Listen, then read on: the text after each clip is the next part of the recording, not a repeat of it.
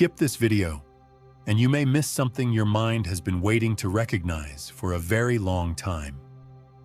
Not because this message has magical power over you, not because anything outside of you can force your awakening, but because there are moments when a simple idea arrives at the exact second your inner world is ready to see it. And maybe that is why you are here. It is not a coincidence that your attention landed here on these words at this moment, with this title, with this strange invitation to observe what observation really means. Because the most powerful quantum observation in history is not only about particles, laboratories, equations, or instruments. It is also about the quiet, almost invisible moment when you realize that the way you look at your life changes the way you participate in it. Your observation is the hidden doorway. Let that sentence enter slowly. Not as a belief you must accept, not as a doctrine, not as a promise, just as a possibility, a lens, a doorway. Some perspectives in quantum physics have inspired generations of scientists, philosophers, artists, and spiritual seekers to wonder about the role of observation. In certain experiments, what is measured seems deeply connected to what appears. And while we must be careful not to turn science into fantasy, the symbolic power of this idea is enormous.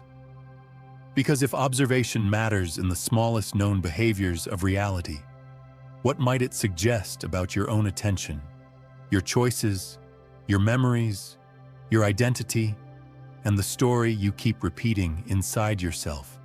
Before this video ends, you will see 3 layers of observation. The first is how you observe the world. The second is how you observe yourself. And the third, the one most people never reach, is how consciousness begins to observe the observer. That is where the real shift begins. So before we go deeper, take this as your first activation. If you feel that this message is meeting you at the right time, subscribe to this channel. Not as a casual click, but as a small commitment to keep tuning your attention toward awakening, clarity, and inner expansion. When you subscribe, you are telling your own mind, I am willing to keep observing. I am willing to keep remembering. I am willing to keep opening. Because there are 2 kinds of people who arrive at a message like this. There are those who listen for a few seconds, feel the discomfort of something unfamiliar, and leave before the door opens. And there are those who stay, breathe, observe, and discover that the door was never outside of them. You already know which path is calling you. For most of your life, you were trained to believe that observation is passive. You look, you see, you react. Something happens, and then you feel. Someone speaks, and then you respond. The world appears, and then you decide whether it is good, bad, threatening, desirable, disappointing, or possible. This seems normal because almost everyone lives inside this sequence. Event first, reaction second, identity third. But what if that sequence is incomplete? What if your observation is not the last step in reality, but one of the first? What if the way you look at a moment does not control everything, but participates in shaping what that moment becomes inside you? What if attention is not only a spotlight, but a kind of invitation? This does not mean that you can magically command the universe. It does not mean that pain disappears because you think differently. It does not mean that all events are your fault. That would be simplistic, and it would not honor the complexity of human life. But it may be that your observation changes your relationship with what happens. And your relationship with what happens can change your choices. And your choices, repeated over time, can change the architecture of your life. That is the first revelation. Many people live without observing. They look, but they do not observe. They hear, but they do not listen. They react, but they do not witness. They move through their days as if reality were already finished, as if the past had already written the future, as if the same thoughts must produce the same emotions, and the same emotions must keep producing the same identity. And maybe you know this feeling. Maybe you have woken up with a heaviness you could not explain. Maybe you have smiled in front of others while something inside you felt distant. Maybe you have sensed that your life is not wrong, but incomplete, as if a part of you has been waiting behind a veil, quietly asking to be seen. If that resonates, pause for a second. That recognition matters. Like this video now, not to please an algorithm, but to anchor the first observation. You are no longer watching your life unconsciously. You are sending a signal to yourself that you are present. You are here. You are willing to look again. Your observation is the hidden doorway. There is an old mystical idea, found in different forms across many traditions, that the world you experience is shaped by the state from which you meet it. Some traditions call this awareness. Some call it witness consciousness. Some call it remembrance. Some call it prayer. Some call it presence. Modern psychology, in its own language, might speak of perception, attention, cognitive framing, nervous system patterns, and meaning-making. Quantum language adds another metaphor. The observer and the observed are not as separate as they appear. Now listen carefully, because this is where the title becomes more than a title. The most powerful quantum observation in history is not simply that observing can influence what is measured in a controlled experiment. The deeper spiritual metaphor is this: the moment you observe your old identity without becoming it, you create space for a new possibility. You are not only the fear you feel, you are the awareness that can notice the fear. You are not only the thought that says, "I am behind." You are the awareness that can notice the thought.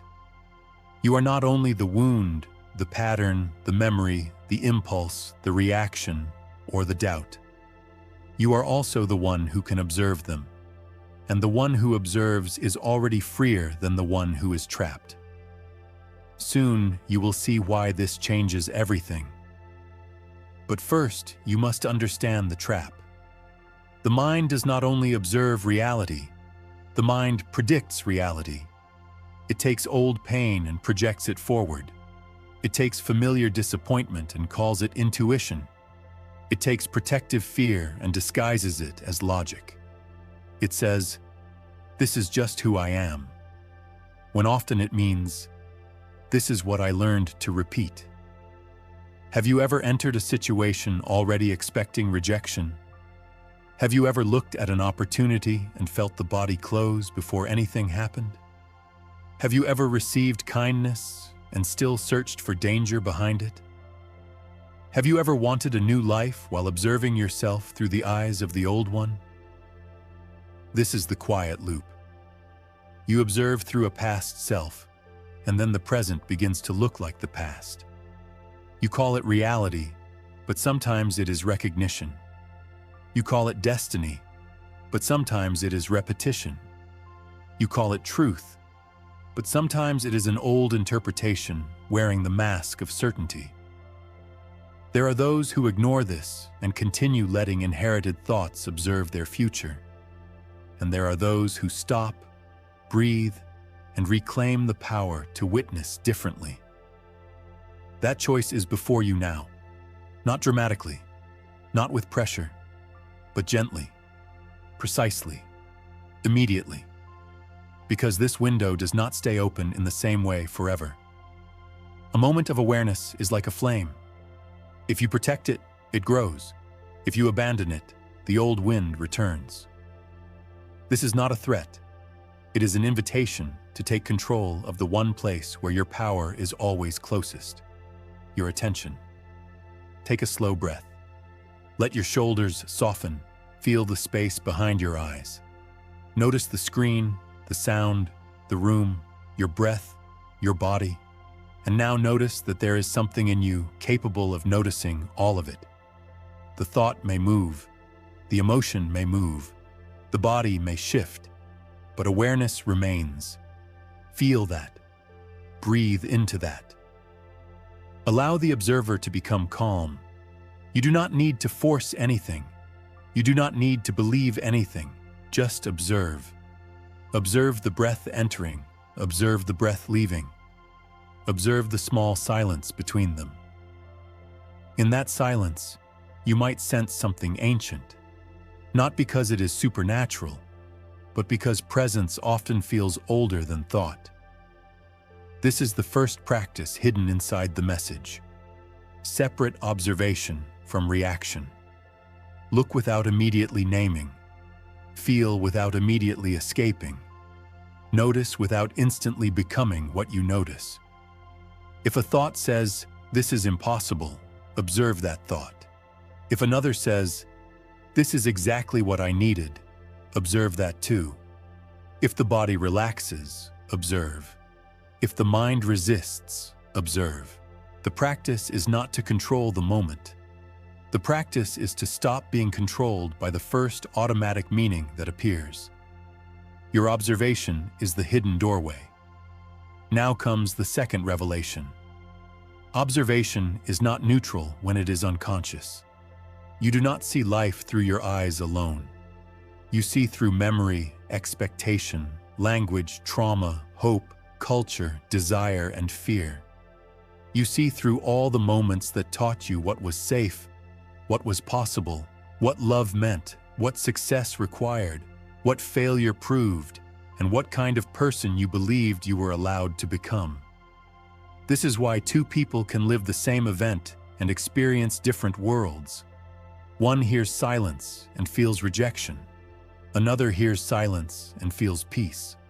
One sees uncertainty and freezes. Another sees uncertainty and becomes curious. One sees an ending and calls it punishment. Another sees an ending and over time begins to call it redirection. The event matters, of course it does, but the observer gives the event meaning, and meaning becomes emotion.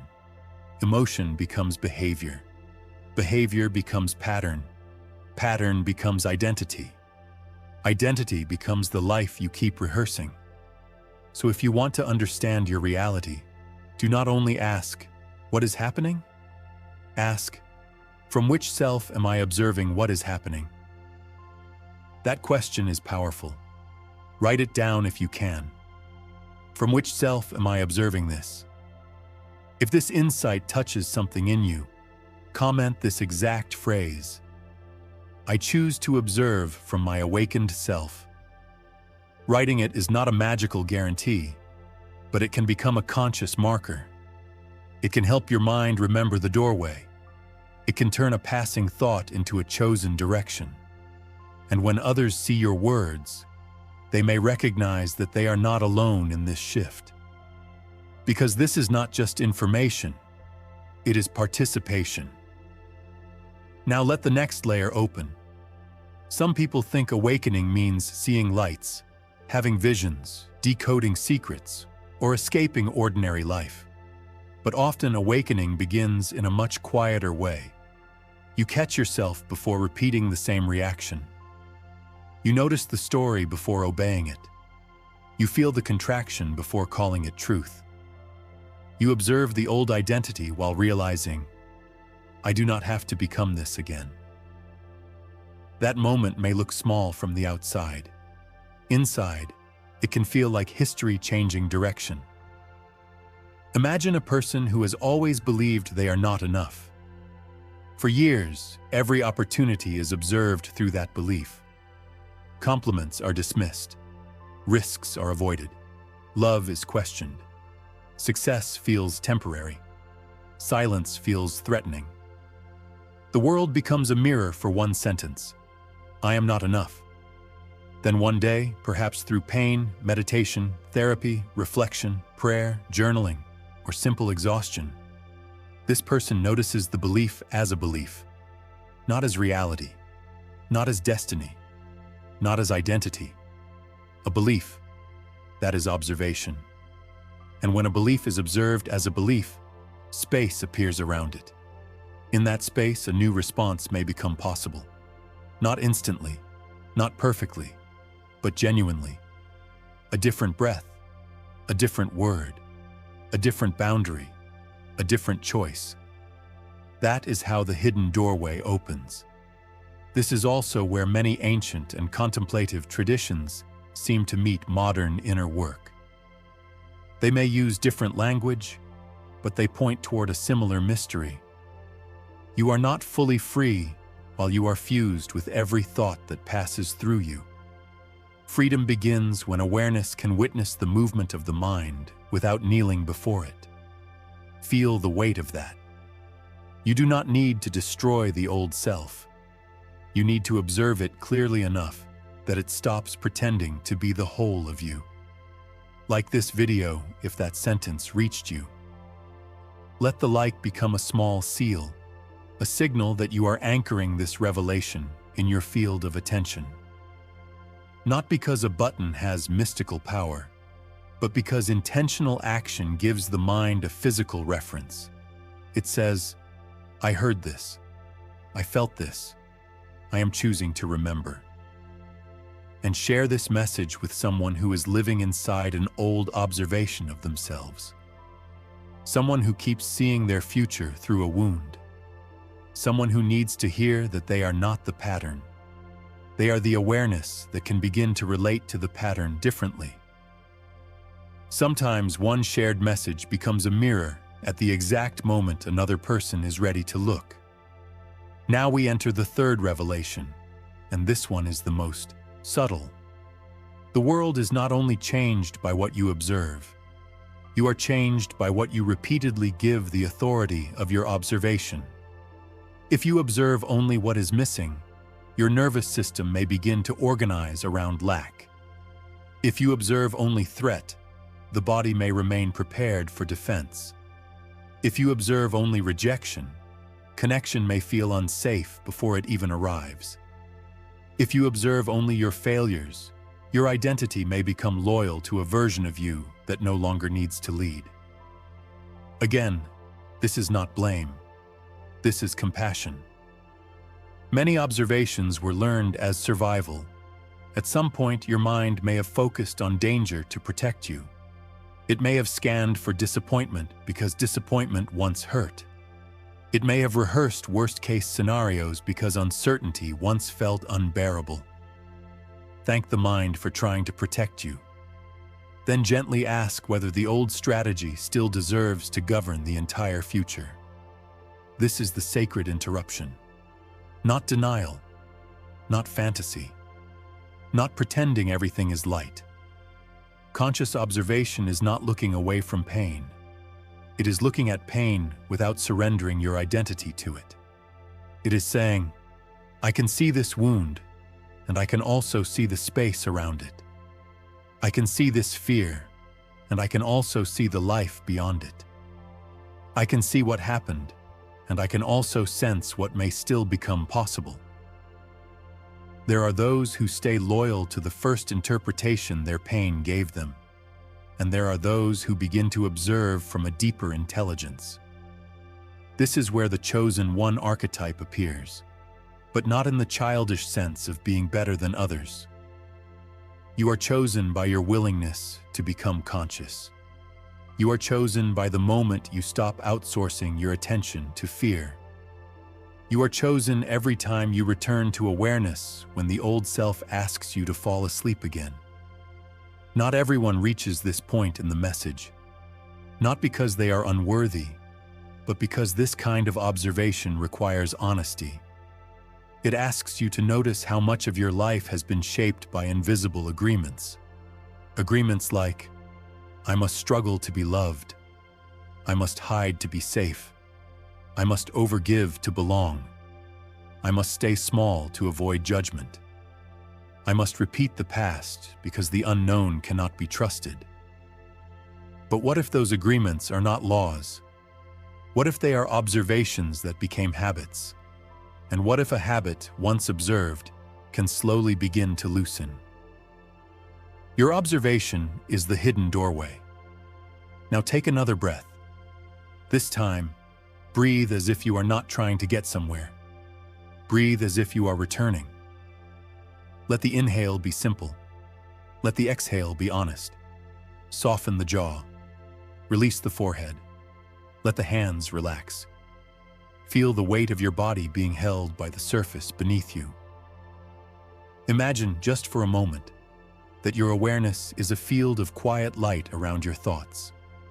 A thought appears, and it floats inside that field. A memory appears, and it floats inside that field. An emotion appears, and it floats inside that field. You do not have to push them away. You do not have to chase them. You do not have to solve your entire life in this moment. Just observe, feel, breathe, allow, notice, receive. Let this settle. Some people may feel warmth, some may feel calm, some may feel nothing special. All of it is allowed. The point is not to manufacture an experience. The point is to discover that you can be present with experience without being swallowed by it.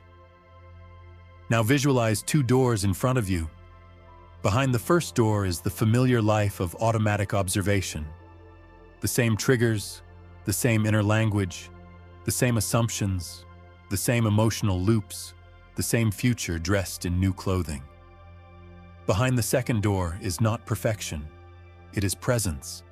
It is the willingness to observe before reacting, to breathe before believing, to listen before becoming the old story again. You do not need to force the second door open. Just stand before it. Sense it.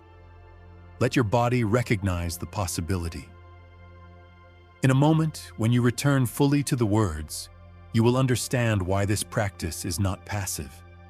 It is one of the most active forms of inner power, the ability to decide what receives your deepest attention. If you feel even a small shift, like this video now as an anchor of this state, let it mark the moment you remembered that awareness can become stronger than reaction. Now here is the main revelation. The most powerful quantum observation in history is not an event trapped in the past. It is an invitation repeating itself in every conscious being. Reality is not only something you look at, it is something you meet from a state of being. When you observe from fear, you meet life as a threat. When you observe from shame, you meet life as a verdict. When you observe from scarcity, you meet life as a competition. When you observe from presence, you meet life as a field of information. When you observe from compassion, you meet yourself as someone still becoming. When you observe from awakened attention, you begin to meet the future as something not fully decided by the past. This does not guarantee outcomes. It does not remove effort, timing, uncertainty, or the complexity of the world. But it may change the quality of your participation. And sometimes, participation is the difference between repeating a life and creating a life. Think about this deeply. Before a word is spoken, it is observed inside. Before a decision is made, a possibility is observed as available or unavailable. Before a relationship changes, someone observes the old pattern and chooses not to feed it. Before a new identity emerges, the old identity is seen clearly enough to lose some of its authority. That is why observation is powerful. Not because it controls the universe like a machine, but because it changes the one through whom the universe is being experienced. This is the turning point. You are beginning to remember that you are not just the character moving through scenes. You are also the consciousness that can observe the character, soften the character, guide the character, and allow the character to evolve. This is the first step toward a new identity, not the final destination. The process continues. The layers deepen. More will be revealed as you become ready to hold it. And this is why skipping this message would have meant missing more than information. it would have meant missing a mirror. Your observation is the hidden doorway. Comment this declaration now. I am the observer awakening within my life. Let those words become a line in the sand, not against your past, but for your future. When you write them slowly. Feel the meaning. You are not claiming perfection. You are claiming participation. You are not saying you control everything. You are saying you are ready to become conscious of the way you meet everything. There is a profound difference. The asleep self asks, why does this always happen to me? The awakening self asks, what am I observing, believing, repeating, and ready to transform? The asleep self waits for reality to change before feeling different. The awakening self begins to shift the inner lens and then acts from a clearer place. The asleep self is hypnotized by the past. The awakening self learns to witness the past without worshiping it. This is not easy work. It is sacred work, human work, daily work. And if you have made it this far, your presence says something about you. It suggests that some part of you is tired of surface answers. Some part of you wants more than motivation. Some part of you wants contact with the deeper structure of transformation. You are not here only to consume another video. You are here because your attention is being trained for a different relationship with reality. Now we integrate. When this video ends, do not rush back into unconscious motion. Take this observation into one ordinary moment today. When you feel yourself reacting, pause. When a familiar thought appears, name it gently. This is a thought. When an emotion rises, say inwardly, this is an emotion moving through me. When an old identity tries to speak as final truth, breathe and ask, from which self am I observing this? That question can become a practice. Use it before answering a message. Use it before making a decision. Use it when you feel triggered. Use it when hope feels far away. Use it when you are about to shrink, perform, chase, hide, or give your power to an old interpretation. Ask, from which self am I observing this? Then wait. Not forever. Just long enough for awareness to enter the space where reaction used to live. This is how the invisible becomes visible. This is how the automatic becomes conscious. This is how a person begins to stop living as an echo and starts living as a participant. There are perspectives that have explored these ideas for centuries, in temples, in contemplative schools, in philosophical circles, in meditative traditions, in modern conversations about mind and reality. This perspective is not always shared in a grounded way. Sometimes it is exaggerated. Sometimes it is turned into promises. Sometimes it is stripped of humility. But when held carefully, it becomes a powerful symbolic map. The observer matters. You matter in the way you meet your life. The attention you bring matters. The meaning you give matters. The pause before reaction matters. The compassion you offer your becoming matters. The self from which you observe matters.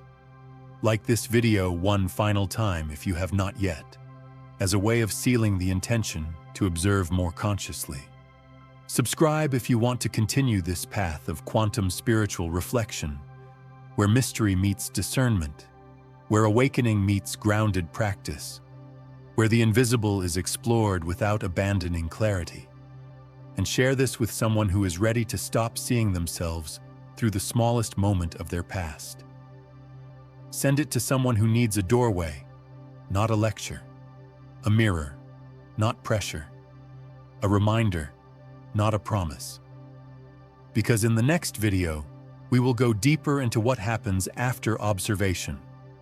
The moment attention becomes choice, choice becomes identity, and identity begins to reorganize the future you are available to perceive.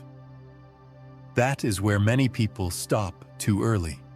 They observe once, feel something, and return to sleep. But those who continue begin to discover that awakening is not a single lightning strike. It is a relationship with reality practiced again and again. So stay close to this frequency. Stay close to the question. Stay close to the witness within you.